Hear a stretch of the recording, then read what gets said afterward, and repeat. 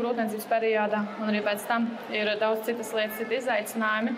Un šī apzinātība ir viens no pirmajiem galvenajiem kritērijiem, kas jums palīdzēs izprast savas emocijas un arī bērniņa emocijas un regulēt viņas un justies mierpilnā. Tādēļ, kad apzinātība mums ļauj būt šeit un tagad.